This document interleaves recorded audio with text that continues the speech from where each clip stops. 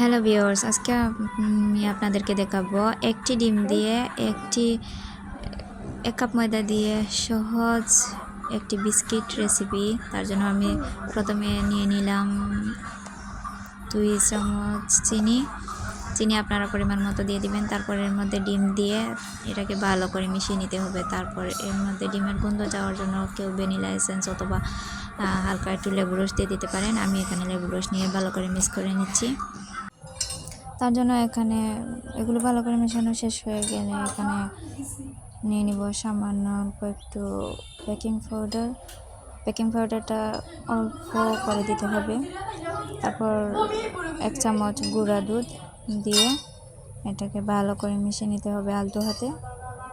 আপনারা কিন্তু আলতো হাতেই মেশাবেন। তারপর এগুলোকে আপনারা বিভিন্ন রকমের শেপ করে তেলের মধ্যে দিয়ে দেবেন, দিয়ে অল্প আছে এগুলোকে ভেজে নিতে হবে। এই দেখেন অনেক সুন্দর একটা